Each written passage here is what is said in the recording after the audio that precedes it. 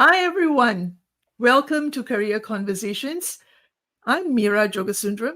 We had to start a few minutes later than scheduled today because of some technical issues. Nevertheless, let me tell you about our guest today. Dr. Jayapriya Sathiyan is an associate consultant in the Department of Emergency Medicine, KK Hospital, with a special interest in child abuse, neglect, and advocacy. She has been working in Sing Health since 2009 in pediatrics and pediatric related subspecialties.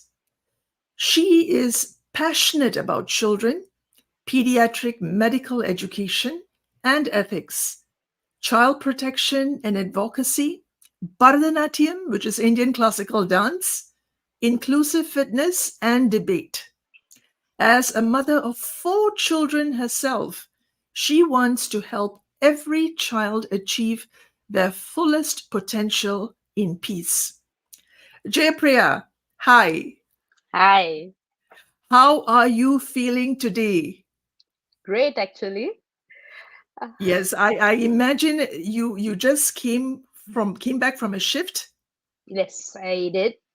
Gosh. I've been coming off a string of 3 morning shifts Oh for gosh. emergency person morning. We are not morning people, so it's been interesting and exciting 3 days, and I'm ready to enjoy my break and starting off with this wonderful session with you. Well, thank you so much for making time despite your schedule. I imagine you must be so exhausted.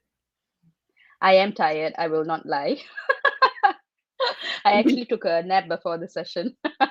Do you have a drink beside you or anything? I do. I do. Thank you so Okay, much. great, great. Yes. Just chill, okay? And Yes, thank you will do. so much for being with us. A pleasure's all mine. Okay, Jaypriya, tell us about your career journey. Okay. So, I mean, you probably met me the last time, what, 20 years ago? Uh, and now we are like so far away from each other. It's lovely to be able to catch up on a portal like this. For my career journey, actually from the time you knew me as a teenager dancing, I was actually interested in becoming a doctor. That was always very clear, and I always had a very it's an unexplainable love and attraction towards children. As in, even as a teenager, my I was always attracted to their potential. Like I would see a child so bright and curious, asking questions, and I'll be like, "Wow!" And that's something that would always excite me. And conversely, when I see a child not thriving, that is something that always upset me to see. So that's where I started off with. So having this background with that interest in mind, when I went through medical school, I had to make a choice. I was attracted towards three subspecialties. So I was attracted towards, at first I always thought I was going to having watched Grey's Anatomy, I was going to be Christina Yang. I was going to be a surgeon. I was going to rule the operating theater. I was not going to get married. I was going to shine. So that was my attitude when I was in medical school. So I wanted to be a pediatric surgeon. Interestingly enough, life threw me a curveball. I met someone and decided that I was going to start a family. So then I had to make then practical choices. And a wise surgeon once told me that I love your passion, but as you grow and evolve during your phases of your life, your priorities might change. So keep that in mind. So true enough, I went to some of my mentors who were surgeons, and I looked at their lifestyle. And at that time, in Singapore, at least in our institution, there was no direct route to pediatric surgery. You had to complete a surgery residency, which is a full 6 year training, and then move on to further train in pediatric surgery. And I knew that I wanted to start my family, and this was going not going to be compatible. So the next thing I wanted to do that was hands-on, procedural, something that gets my juice going in the morning was obstetrics and gynecology. But it so happens that uh, my husband, then boyfriend, now husband's family member was a consultant obstetrician, and I saw her rushing off during family gatherings because baby was coming. And the more senior you are, the ladies want you to deliver specifically. So that was ruled out. So then I told myself, I do want to handle babies. I do want to deal with children. So I will bite my instincts for not doing something medical and then do pediatric medicine instead. And the thing about in Singapore, it might be different where you are, and it's definitely different in the West. Pediatrics is actually a very hotly contested specialty. That is something that's hard to get in. So, given that we are a small country with finite resources for training, it's not like I can go to another city and train. That whatever opportunities are there, you see. So, not a lot of babies are being born. So, it's a small field that a lot of people are interested in. So, I had to fight to get in because training spots were limited, and there was active disincentives for people wanting to do popular specialties like pediatrics, plastics, orthopedics at that time. So I will not deny that I had quite a smooth academic life in that I did well in school, and I would not be lying to say that in school success came to me quite easily. And I first met failure in medicine is when I realized that I did everything and I didn't get a spot that wanted spot in my pediatrics program.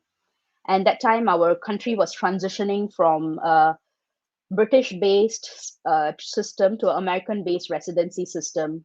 So I was uh, trying to get in through the old system, and then I didn't get a response for some time. And then I got a letter saying that, oh, actually, we're actually stopping intake in the old system. Please try again in the new system. The old system was a twice a year intake, and the new system is a once a year intake. So to a young person, that feels like a big delay in starting your training, starting everything. I'm like, why? What's wrong with me? So okay, waited, and I worked quietly, diligently, I hope, and tried again, but I didn't get in. And I must say I was shattered because I realized that my entire self-esteem and self-worth was based on the fact of what I did. And I believed that I was good at what I did. And that was being challenged because I didn't get a spot. So I went to talk to the program directors, and they were saying that, yeah, you were there just at the cutoff. Try again, don't worry. But that was a full year later. And I at that time I was there with a I will prove them right, because I went to talk to get some feedback, right? Why didn't I get in? And they were like, oh, we didn't know who you were. We didn't get a feel of who you were. You need to shine more. You need to be more outspoken. You need to present more. So I then decided I will rotate out of this department that clearly at that point of time I felt did not recognize what I was doing. So I rotated out to other subspecialties, emergency, neonatology, and I made sure that very competitive like Singaporean. So I had made sure that I got the heads of departments to endorse me, passed some subspecialist exams through along the way, did some research such that my CV was a lot stronger. And this time I was almost like daring them to reject me. I mean, I can say this The all with a fighter laugh spirit, now. the Fighting spirit, true right? fighter Yes, spirit. Yes. yes. That's definitely there. Um, so I can laugh about it now, but it was quite a dark period at that time where I wasn't sure I would get anything. Wasn't sure I wouldn't get good to get a spot. I didn't know what else to do because I had kind of arrived on this as my only option, and I know I didn't want to do anything else. Stubborn that I wouldn't give up as well. But to be honest, by the time I had reached that point, and waiting for my interview, I had already gotten married, and I was already starting a family. I was actually pregnant, in fact, when I went for my residency interview. So when the interviewer asked me like, oh, so you're starting your pediatrics. If we select you, what would be your plans? And then I had to actually I'm currently pregnant, which Really? actually You yes, what? yes. You told him that? I said to her, and I told her that, Oh, you told her that. Okay. yeah, I mean, I can't lie, right? Yeah. So, No, I thought that you are pregnant now and you're telling me. oh no, please. No, no, no, no, no, no, no. My bad, my bad. My bad. That's why I checked with you. So I No wanted to worries. know, are we on the same page? Is she telling me or is she telling me what she told No, her? no, no. This was Okay. back in 2012. Okay. I was sitting at my residency interview, and this is the one that I made through. And I told my program director, "Well, I am now." And then that's how I started my residency with a baby in hand. I actually Wow. didn't attend the orientation events because I was on maternity leave. Gosh. Yeah, it'll How talk was about that? How was that degree of experience? difficulty. Yeah? Yes, it I wouldn't. It was one of the most challenging periods in my life. I was trying to balance being a wife and being a new mother with a newborn. And my specialty, the career hazard is such that I will want to do everything perfectly for my baby, right? Because I spent many, many hours and many, many nights talking to other mothers, telling them how to care for their baby, which meant that if I felt something wasn't right with my child, and then over-diagnosing, right? One vomit, and I'm like, oh my God, what of the XYZ diagnosis can this be? And then getting paranoid to a level that nobody else would understand because I was the only one medical in the family.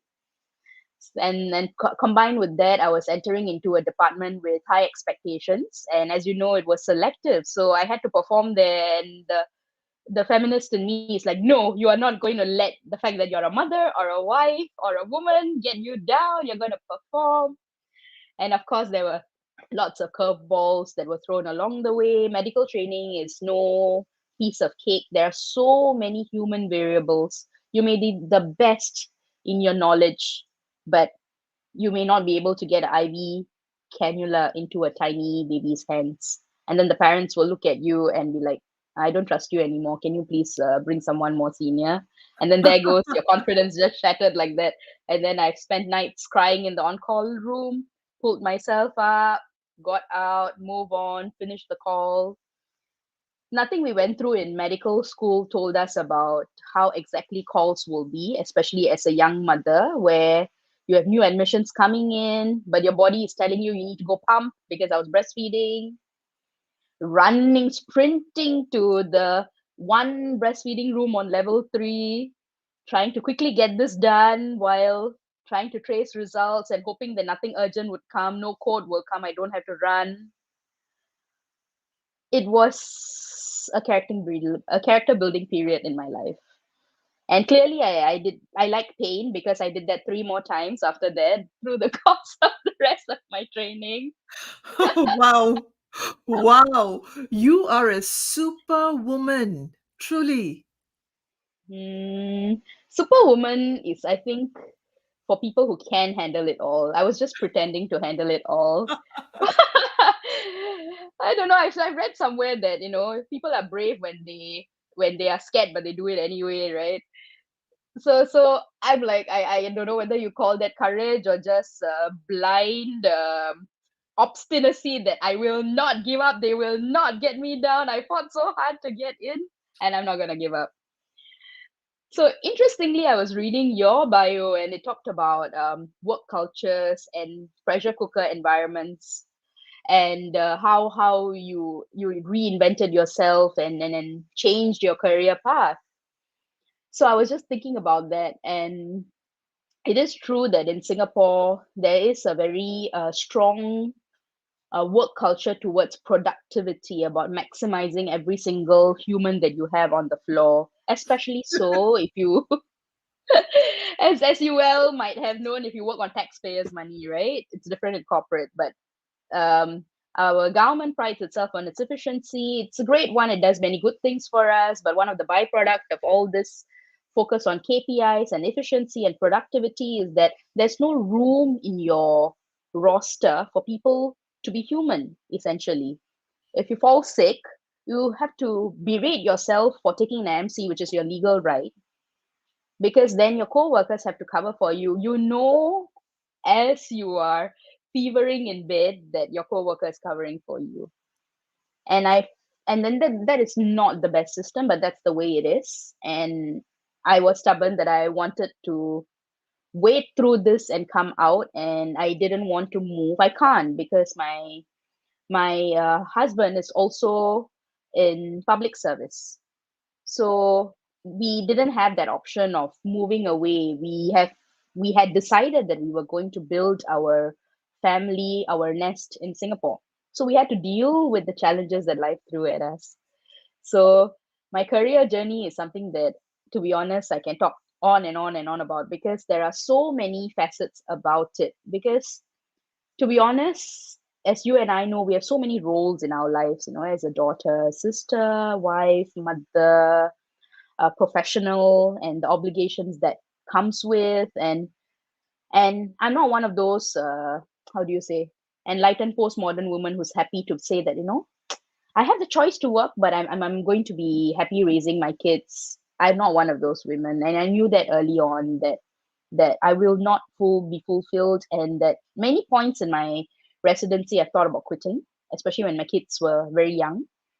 And I've discussed this with my partner as well. Should I just quit the training? Should I choose something that is a lower hanging fruit, maybe a staff position that I don't have to take exams for, that I can just do my work and go back? But I must say that he has been an immense source of support throughout all of this. And let's just say, if I'm ambitious, he's ambitious together with me. And I'm really very thankful that I found that kind of support in my life, that I did not give up even when I truly, truly wanted to. And I have to thank him, really, really. Because I'm standing here today, and I've completed that training, and I've completed that exit, and I couldn't have done it without that support. I had my husband's support through my process, and I saw him happy for me when I met my milestones. We cried together when I cleared exams. Similarly, when he cleared his professional milestones, we also cheered and cried together. And I have to thank the kampong that helped me raise my children while I was doing this. My helpers, blessed to have parents, in-laws, extended family, literally caring for my kids as their own and helping us do this together. And it's been a very colorful journey, but a very memorable one.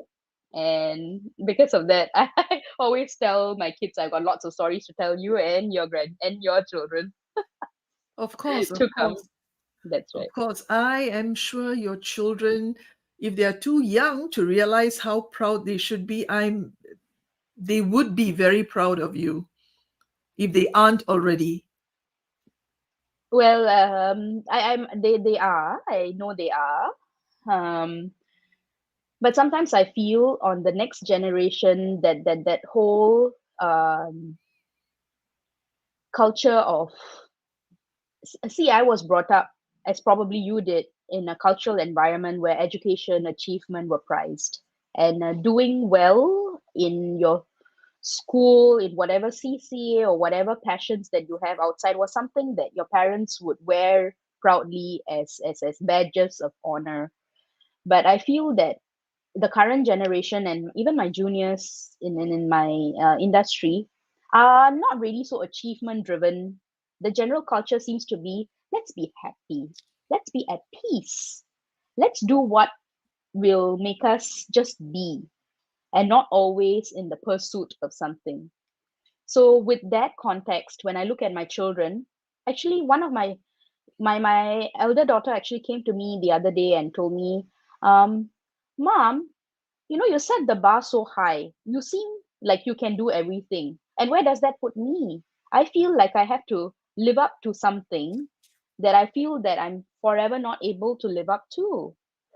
And that got me thinking, and it made me wonder, in building my career and in raising my children, what have I been focusing on? Have I been have I not been explicit in my unconditional love for my children, that I want them to be the best they can be, the best human being they can be, happy first, healthy, and with a passion and fulfillment that fuels their lives.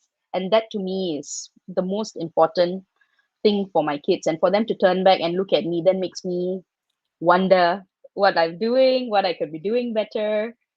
So to be honest, when you invited me for this session, I was really thinking, I can't really talk about my career without talking about my family because it's all mixed up in one big muddle. Because I was very clear from the start that I would not give up one for the other. So many of my colleagues chose to start their families after they completed their training. Many of my colleagues chose to have the number of children they had at the timings they had, and they always put their career first. But me and my husband, we decided when we met early on that we wanted to be young parents. We wanted to get the kids settled and out early so that we can go travel the world after we retire. Okay, that sounds like a great plan, Jayapriya. That sounds like a fantastic plan, honestly. Still the plan, still on the books. So what that means is being committed, even though we may not have met the same career milestones as our peers did in our industries. It meant staying the course, doing going ahead and starting a family, going through the pregnancy and dealing with things that it comes along the way. And it's been interesting. I found out a lot about myself, about the limits of my endurance, about my resilience. So I always knew that I had grit. See, I come from immigrant family. My father came here with like $50 in his pocket, and he's completely a self-made man. And me and my sister, we are where we are because our parents basically told us that you can do anything you put your mind to. And they pushed us and they supported us to be the best versions of whatever we could be. And I owe everything to that. But now I have to think about, as while I'm going through these challenges, I had to think about whether I've made the right choices, because medicine was not, when I mentioned my career journey, I almost didn't go into medicine because I was fortunate enough to have done so well that I was offered a number of scholarships. And I was actually thinking an alternative route, which would have been to take up a scholarship to go study in Duke in the US, in North Carolina, and I would have done biomedical engineering over there. And I mean, my dream then was to design artificial limbs for kids who had congenital defects or developmental issues. So I was very into maths and physics while growing up. But there was this calling. I mean, I used to think this is all woo woo. What calling? What do you think? Well, what is this, right? Like, I was brought up on black and white, and I know I don't believe it until I see it for myself. But me and my one of my best friends, actually, we both had gotten scholarships. She had gotten it from A-Star, which is our science and technology agency. I had got one from the Public Service Commission, and we were both talking through the night. If we cave through to our dreams, because we have siblings after us, we are fortunate enough that we have been offered scholarships. What if our siblings need the help from the parents? Should we not take the easy fruit that's in front of us? And trust me, my parents tried to tell me that, oh, the scholarship is prestigious. I think more than the fact that the finances were taken care of, it was the kind of status that was attached to that that was attractive to my father, especially when my mom, who wanted to be a doctor, and her family circumstances in India didn't allow her to be understood when I said that, hey, um, this is something that I can't put away, and I may live with regret if I choose the scholarship option. So we had a lot of heartfelt conversations with people near and dear to me. And me and my best friend spent an entire night prosing and consing our two decisions: if we chose to pay our way, study locally, get our medical degree, and work as doctors, or should we take the scholarship that's just there in front of us, go overseas, leave Singapore behind, glamour of studying overseas, finances taken care of, and I mean, today's generation will say a bond is probably, oh my God, I'm stuck to an organization. But at that point of time, given our background, where we coming from, for me and my friend, that was guaranteed employment with guaranteed career progression because you're a scholar. So it was a difficult decision to make. But at 6 a.m., 6 a.m., after talking through the night, we both decided that 5 years down the road, we both would definitely regret it. if we didn't answer that calling that we felt, then to be doctors and to be medical. It sounds very cheesy, I know, but it It is something sounds I cannot explain. beautiful. It sounds beautiful. Thank you. For me, it's like I'm watching a movie because there are visuals in my mind as you talk. You describe the situation, and you have a fan here, Jayapriya. There's Ranga Iyer here who says, "Lovely to be in," and then another comment from her: "Will not give up one for the other." Love this. Thank you. Thank you. Lovely to have you here with us. It's really, I mean, the trials and tribulations, and then there are so many things at the back of your mind. You're thinking about what you love to do. You're thinking about your father. You're thinking about your mother. You're thinking about your future, the finances. So many factors to consider. And the grit, truly, you are right. You have extreme grit. The grit with which you pursued your medical education in pediatrics while having children, because having a child in and of itself, it's a huge event in a woman's life, right? And you It were is. doing this and that. How did you strike a balance? So I still don't know how I did it. I can only tell you that I did it one day at a time, 1 month at a time, 1 year at a time. I did it shamelessly, asking for every piece of help I can get, not caring what anyone thought, whether I was a good mother, whether I was a good wife. I knew that I wanted what I wanted. My family wanted what we wanted. And one important thing that I did early was to not care what people said or thought. And this includes some people near and dear. Sometimes when choice comments were made about how much time I'm spending with my kids or what I should be doing with my life, I will just have to choose to. It did hurt in the beginning, but then I chose to, I started to um, reflect and go in and ask myself, what is it that I truly want? What do I feel that I've been put on this earth to do? And if my purpose in this life is to pursue this, then these are the opinions of others should not um, change that, should not cause ripples in that inner lake of mine. Okay, that's one way of looking at it. So I learned to develop mental blocks and to I understand that you believe in metaphysics as well. So me and my husband are strong believers. We believe in energies. We believe in law of attraction. We believe that what you want and deeply desire will come into your life. We also believe that the way we are brought up and the way our environment gives us with certain blocks and blocks to our to a flow of things we want into our life. So then we made a combined decision that we love everybody.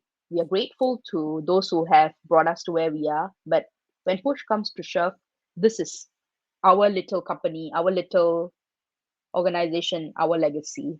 So then we get to decide whose energies that we choose to be close to and whom we maintain relationships, but don't get too close to, because we know that sometimes maybe the energies might affect us. I know we've moved from science, technology, medicine into a No, no, completely no, no. different track.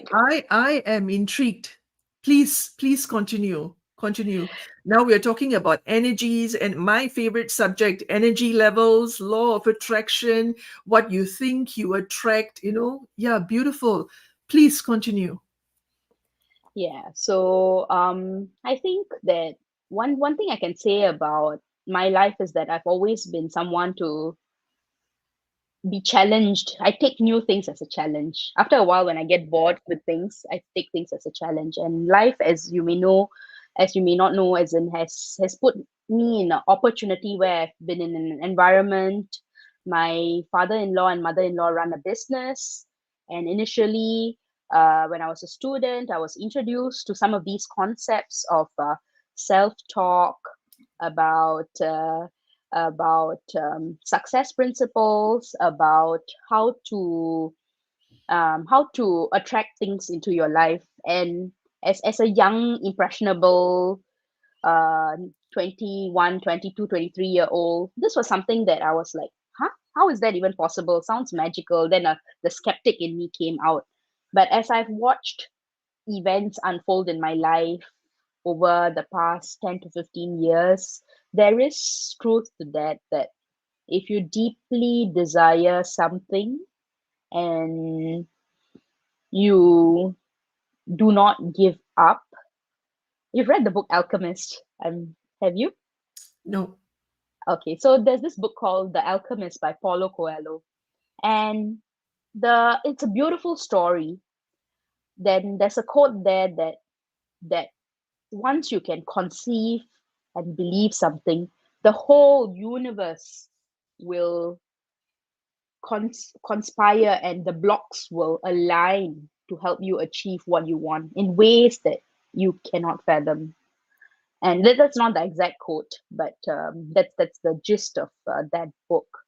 And then I've seen in my life in many areas.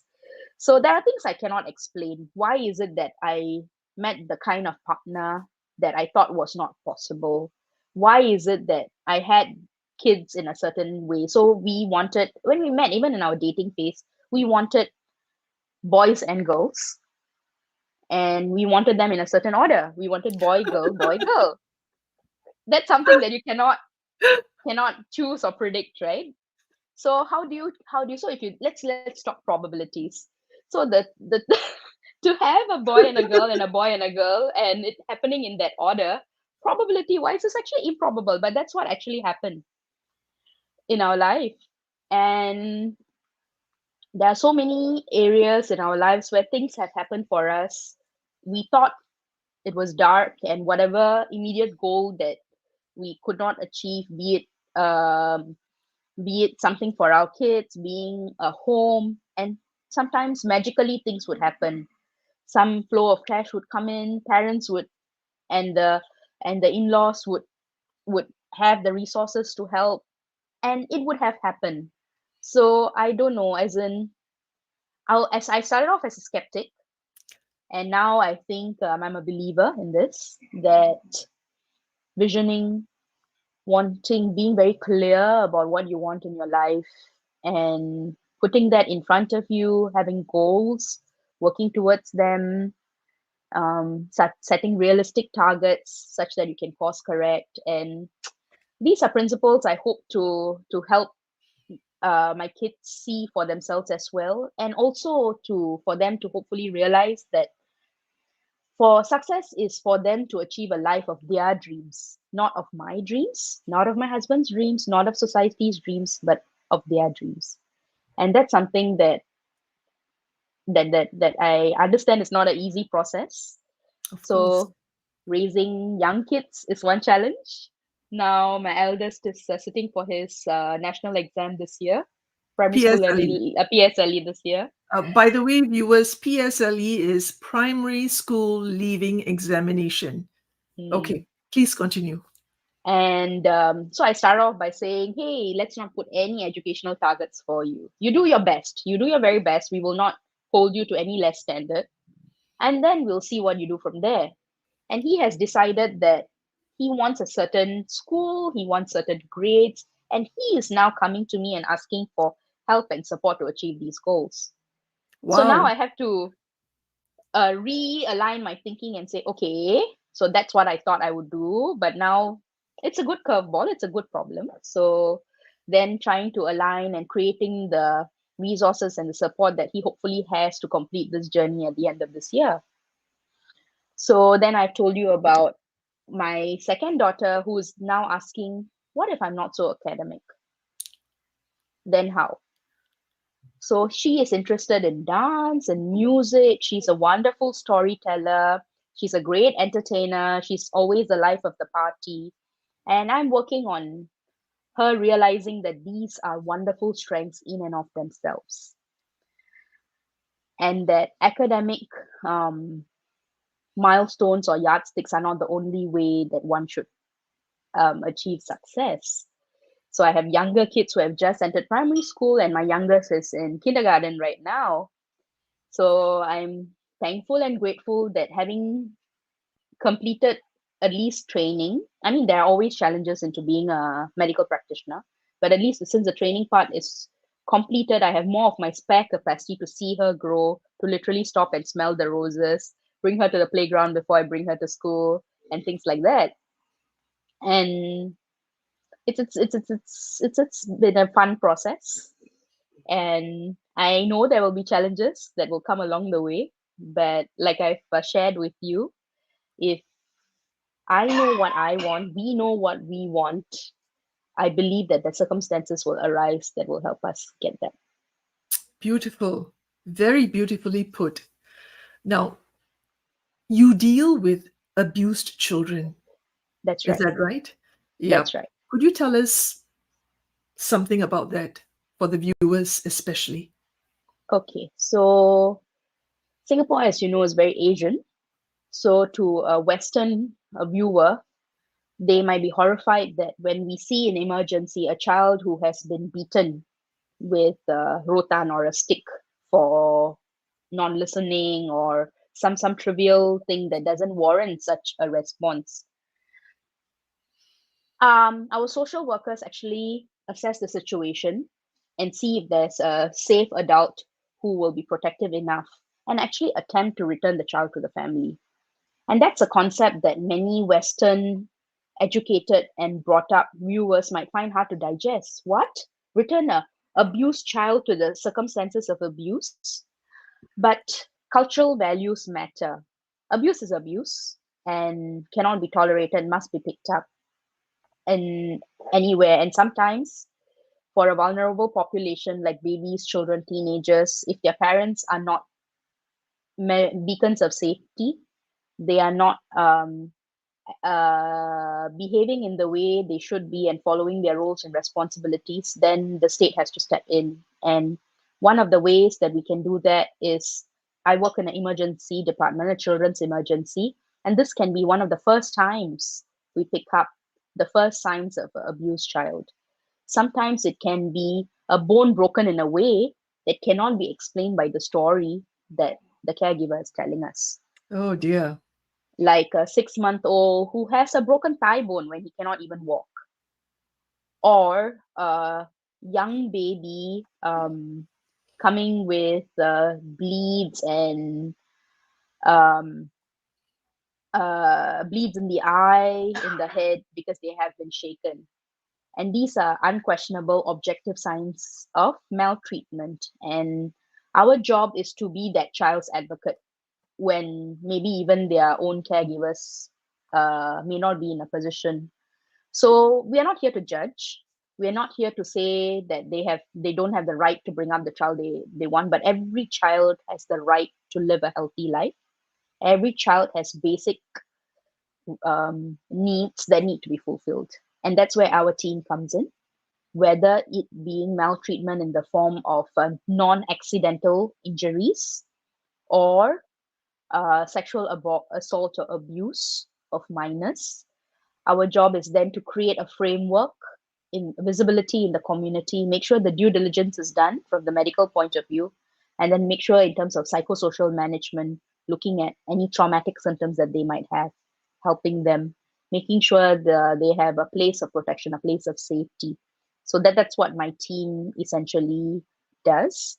I must say that I've it's something, child advocacy and protecting children at risk is something dear to my heart, but it's only recently in the past 1 year or so that I've started this work. And I hope that moving forward, we don't just identify kids who are already abused, that we are able to identify certain factors and help kids who we identify come from disadvantaged or poor backgrounds with poor resources, see how we can help these families and do primary prevention. Like, I know that's a very lofty goal, but we can always strive to be better. We can always strive. I look at my childhood and I could look at my children, and I'm thankful and happy to say that we live in privilege, and not many of the children that I see in my clinic and in my meetings do not have that same privilege. So it is then our job as medical professionals and as child advocates to see how we can first retrieve a kid out of a unpleasant situation and hopefully make things such that the kid that has a chance to live and not just survive but also thrive. So that's the goal of our team essentially. Okay. Now I'm curious, what if when you return the abused child back to the family that abused the child, what if it happens again? Yes, so that is the very reasonable, rational question that anybody would ask. So then, how do we have oversight on the child? So that's where our child protection officers, our medical social workers, and our community family service centers act as our eyes and our ears. Before this child is even allowed to return, there has to be a contract with another adult in the family. For Okay. example, if there is mother's partner who's doing the abuse, then we need another adult, an aunt, a grandmother, who's able to say that I will be there physically and I will agree to answer calls from the social services at all times and produce the child for checks, and I will be accountable for this child. So that's what we deem as a safe adult who's able to oversee the child. Of course, the best situation is when the perpetrator is taken out of the situation. So if it's a temporary partner, and that partner is the for in that example I quoted, if the mother has cut ties with the partner and the partner is out of the picture, then that's considered safe to return back. So what I explained to you was a very extreme example of where mother refuses to cut ties, and logically we should take the kid away, because what if this happens again, right? But again, we are a society that prizes whole intact families. We are a society that um, likes to give parents ownership and the right to be present in their kids' lives. Having said all of this, this courtesy is only extended to first presentations. If there are any signs of repeat offenses, injuries so severe that such arrangements can no longer be a viable option, then that kid will be taken to a place of safety and put in a different type of care, be it be a children's shelter or a foster family. So that those are some of the options that are possible. Now, I imagine that dealing with abused children on a daily basis cannot possibly be easy, Okay. right? So, what impact does it have on your personal life? So you're absolutely right. This is a very heavy subject to deal with. It does take a toll every time you sit in a meeting, and even listening to an account of a child um, not being in the healthiest environment is not easy. But as my mentor in this area, somebody who has deep passion and who has been doing this for years, um, Dr. Peter Wong, he says, is that you need to be able to compartmentalize. You need to be able to know what you need to do your due diligence, but you need to be able to know what you can do. And I mean, we might be aware of the Serenity prayer from Alcoholics Anonymous, where we change what we can, and we ask for the courage to accept situations where we cannot do anything.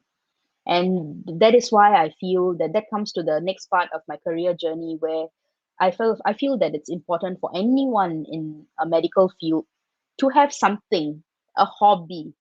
It can be taking walks, it can be listening to music, it can be reading, it can be something. But we talked about energy, and going through these sessions, it does give you a lot of energy that you do need to release. If not, it will manifest in other ways. So for me, I mean, you and I met because we are fellow Bharatanatyam practitioners. I still remember that you coached me through one of the items for my solo performance Once upon a time. once upon a time, long, long ago. And I still dance. That is one of my outlets. And recently, I've also found that, well, I'm getting younger and younger. So I'd like to believe that I'm getting stronger and healthier. That's However, excellent, excellent thinking. I love it. I love it. Please continue. So I've realized that there's a need to maintain that youth by focusing on fitness. So I started engaging a personal trainer and going deep into. I was already doing prenatal yoga when I was pregnant, and that was very very helpful in my pregnancies and the subsequent deliveries. But I mean, life caught up, and I didn't have time for all these other endeavors. Now that a little more time has freed up, I've started restarted my yoga practice. I've discovered Pilates, which is Lovely. something very interesting. And these are things, when you dance, when you do yoga, when you do Pilates, you cannot be thinking about your crying child or that disturbing situation you heard about in the meeting. You have to be in the moment, you have to be present. All your concentration, all your focus will be there in that moment. And I find that these practices help to keep me and center me and reset after a particularly challenging or emotional day at work or in a meeting or in a difficult encounter with a parent or a caregiver. These practices help definitely. And I am also concerned sometimes that I will bring these energies back home. So Hmm. in a day, there are days where I walk in through the door and I don't feel like talking to the kids because I know I'm not ready yet.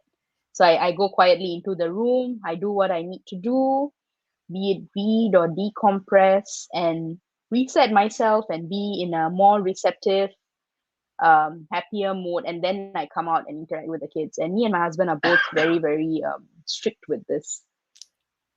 To having said that, there are times we are not perfect. I have I've been triggered by when the kids did not do their homework or didn't bring something they were supposed to do. And sometimes stresses and emotions from one part of my life will overflow to another part of my life. And then there are many nights, days I've sat in my room and had intense mom guilt where you're like, why do you want to have to do it all, and wondering whether I'm shortchanging any area in my life. So a lot of the times I must say that I have to thank my long suffering husband, because most of the time the guilt is mom guilt, is not really wife guilt. But I think as modern women, we do have the privilege to be able to do all of these things. It's a challenge we have earned through the years, and it is something that I must learn, and every woman has to learn to deal with. And I mean, this is a very long, meandering answer to the question of how do you deal with those difficult situations, and what must be a very heavy emotional subject. No, but But it's a very effective answer, Jayapriya, because you have given so many different examples of dealing with, such pressure, such stress, such energy that is not very desirable. yeah, so sometimes some of those who are close to me will ask me, "Why do you want to do so many things?" But they, every area of my life is something that I prize for its specific role in my life. So I always joke with my friends, my kids all asleep, they cannot hear this. So that, sometimes when I want to escape the kids, I've had too much of them, I go to work. So I then have the chance to miss them a little bit. Yeah. Absence makes the heart grow a little bit fonder. Then I come back with renewed love and affection for them. And the converse Okay. is true. Sounds like a plan, Jayapriya. Very good plan. So sometimes I am just crazy. It's been a crazy busy time at work, a very tough rotation, and I'm just waiting for the time where I can clock out and come and hug my kids. So they both are parts where, and sometimes everything is tough. Work was bad. The kids have decided they want to act up,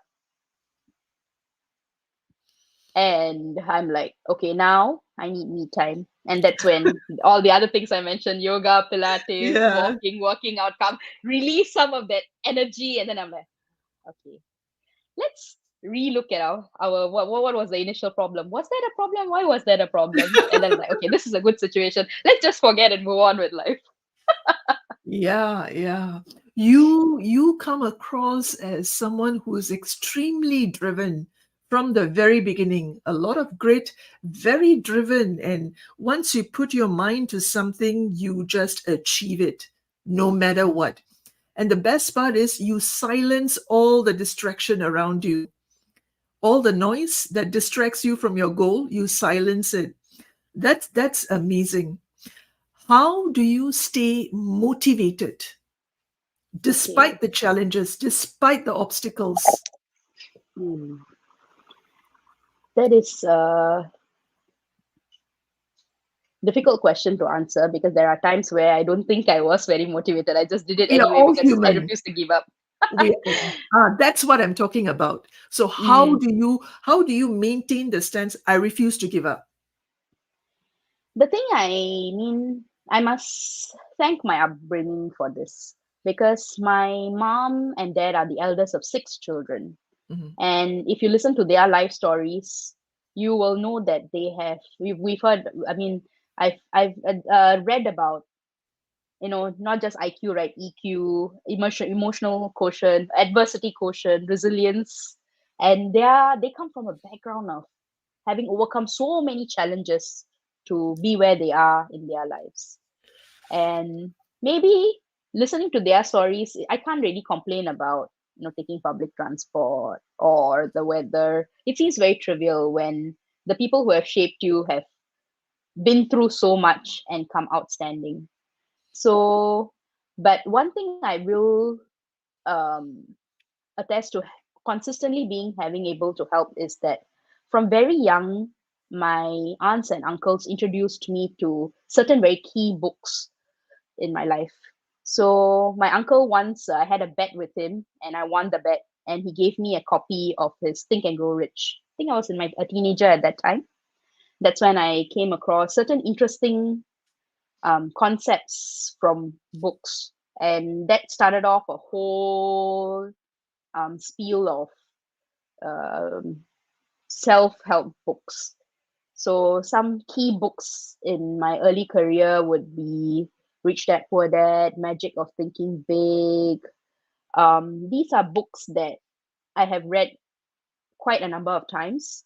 Um, my family, that I mean, I come from a family of ambitious uh, people and many high achievers. So when I don't have to look far when I need role models. So my aunt, who basically got a scholarship from India to go study in Australia, eventually settled in Singapore, migrated back to India because she now wanted to help her homeland, developed um, electric vehicle empire and has now sold it off and is doing other more exciting things in her life, has always been someone I have looked Wow. up to. Wow. Yeah, this is my mother's sister, so I don't have to look very far for um, examples, role models within my family. So she has introduced me. I've interned for her in my student days, and I've learned some basic skills, life skills, finances, accounting, scheduling. Um, she's also introduced me. I think it was her or my dad. I can't remember who, to Seven Habits of Highly Effective People. Mm. And that is a wonderful book that always talks about creating win-win situations. And that's just one of the seven principles. And me and my husband have also gone for certain causes that focus on how can you, in a situation, make it such that you and the other parties all gain something out of it. Mm. So drive is something I think it has to come from within. I can't really explain where it comes from, but I can explain that with a strong support system of books written by people who you can learn from that wisdom in your deepest, darkest moments and hopefully pull yourself out of it. Support and love of those near and dear to you. And cheerleaders. I am so thankful that I have so many cheerleaders in my life, so many people who have said, go, keep going, you can do it, don't give up. And all of this has helped me do whatever I've done so far, which is just small. there's still so much more I can do. And I really hope that I'm able to help as many people as I can, and achieve some of the things that I have set myself to want to do. From where I'm sitting, it looks to me like you have achieved so much already. I mean, of course, learning never stops and achievement doesn't stop. As long as you live, it continues. But you have accomplished some amazing things. And simultaneously, not to mention that all of them were simultaneous. And congratulate yourself on that. Kudos to you. Thank you. Thank you. Okay. Now, what is your vision for your medical practice? Okay. So, I mean, I aspire for a future where a pediatrician clinic is not just a place where people come in to get solutions for an immediate medical problem, but a place where they can hopefully learn how to deal with difficult behavior, where their kids don't even feel ill when they step in the door. I want I want a setup where there's a playground when they come in, such that even if they're having a fever, they're going to play and feel better even before they come and see me. So, holistic practice is what I want. I know that helping a child is not just about helping the child. You have to help the structure and the framework that is around that child. That sometimes involves giving a little boost to the mom or the grandma or the helper who is struggling through challenging behaviors, symptoms they cannot understand, and helping them help their kids better. So that's what I want to do. And I must say that it's not ideal. Working in a public health system, there's a lot of learning opportunities, but it's also a very um, efficient process. Sometimes I don't have the time with the parents and the families that I would like to have. Sometimes there's not the opportunity to do the kind of interventions that I want to do. So looking forward to the next 10 to 15 years, I hope to then create such an environment where I can truly practice and connect with my patients and their families the way I want to. Lovely. What a beautiful vision. Thank you. What's your definition of owning your career? Owning my career means that um, I take responsibility. I do not, easy to say, but very, very hard to accept and internalize, which is when I face challenges and setbacks. So I told you, right, before I entered medical school, I had not really faced failures. So what happens when you don't get into a residency program? What happens when you fail the professional exam? Do you then give up and tell yourself you're a failure, or do you say no? You at 18 or 19 years old made a decision that you're going to turn down a scholarship, and your parents asked you, you better not turn back and look at me and say that I made the wrong choice. So that voice in my head is always there. It will not be the wrong choice because it's my choice. So that's what owning my career means. So it means owning my successes, but also taking full responsibility for my failures. And then understanding that, yeah, yes, exam may not have been wholly objective. Circumstances may not have been in my favor. But one of my mentors at work once told me, rise above. Don't just work to survive. If you're so good, if the exam is a little bit more difficult, if your examiner is a little bit more moody, will it matter? No. If you elevate yourself above, it will not matter. So I must thank, in Hindu culture, we believe in gurus.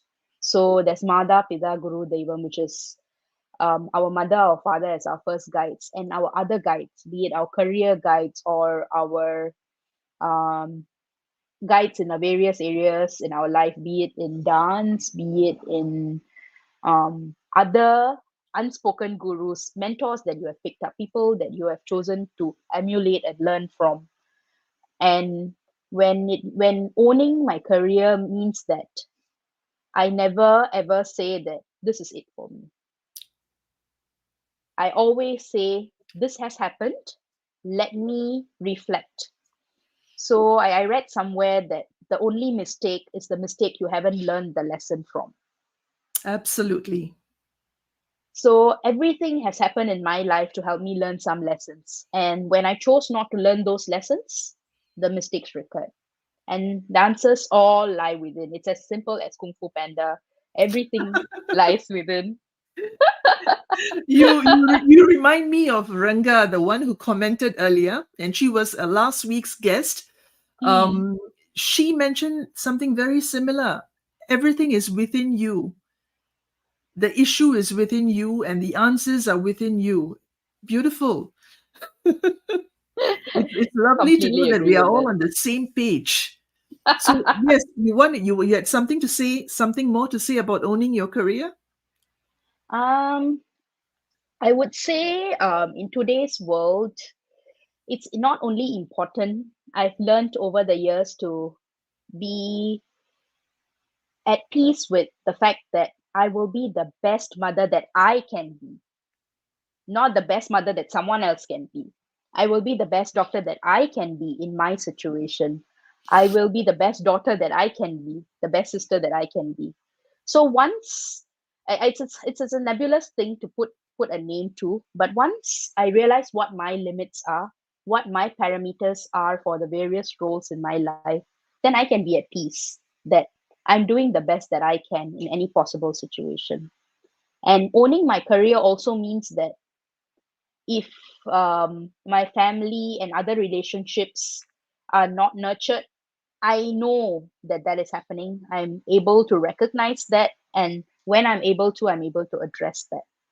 So it also means clarity of the journey ahead, clarity of what I want to be in every part of my life, and being able to recognize and course correct. I must talk about this book that my husband introduced to me recently.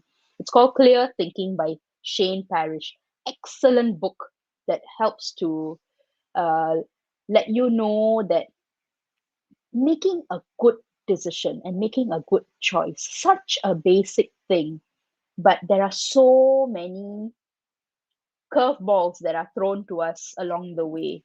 Our emotions, our ego, inertia, sometimes social conventions, so many curveballs that derail us sometimes.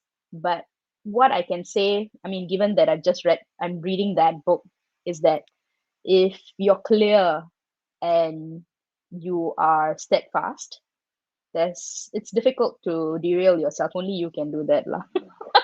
Absolutely. There is some strong chemistry between you and Ranga Iyer from last week.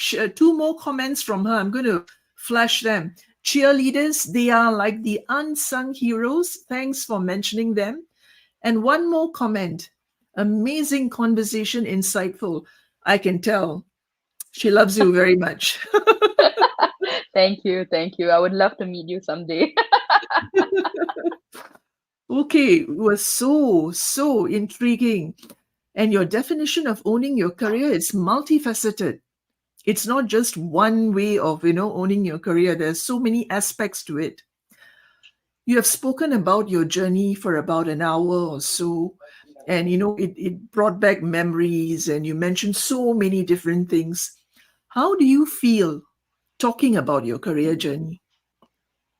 Mm, I feel a sense of happiness that I'm able to share this in this manner, a deep sense of gratitude to the universe and the powers that be for blessing me so richly.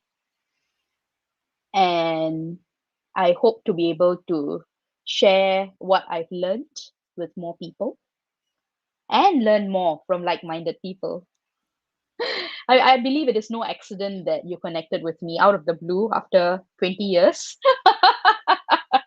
an Long example of time.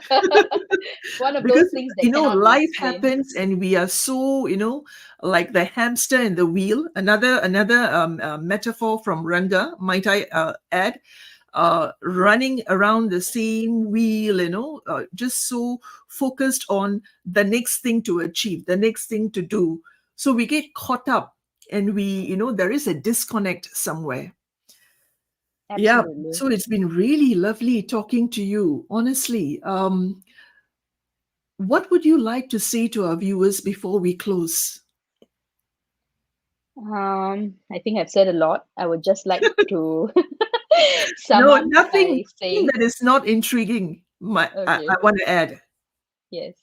So I'll just like to sum up and say that whatever your situation might be, whatever circumstances that you are in right now, and however dire your challenges may seem in the moment, that that that the human spirit is amazingly resilient. There's so much that we can accomplish if we refuse to surrender into the situation that we are in at the moment. So that is something that I wish someone had told me when I was facing some of my challenges. And there are people who did, but there are times where I refuse to listen because I wanted to wallow in my misery and like, no, everything is unfair. Don't say that to me. Don't we Yes, all I know go the through sun that will phase? rise. Don't we all go through that phase? We do. So I mean, I probably play this back to myself again some point in the future. Yeah. So that's what I would like to say to people who are listening in. Basically, never give up on yourself. Yes, yes. You're your best champion, you're your best cheerleader, you're your best therapist. Nobody spends as much time with you as you. So please make your inner voice your best friend. Beautiful, amazing, powerful. I love it. Your inner voice, your inner child, your higher self. Viewers, I hope, I trust you have learned so much, just like myself, from listening to Dr. Jayapriya Sathiyan. I know that whenever you watch this, if you aren't already watching it, you are going to get so many gold nuggets from this conversation. Thank you, Jayapriya. Thank you so much. I know you're exhausted from your shift. I know that you have a million things to attend to, and I know that you have seen better times to do a StreamYard live stream. I'm sure you have. Okay. And despite that, making time for us viewers, making time for me, thank you so much. I'm so grateful. And I really thoroughly enjoyed our conversation. Thank you so much. Thank you, Mira, for the opportunity. It was lovely catching up with you. Viewers, till we meet again for the next session of Career Conversations. Bye.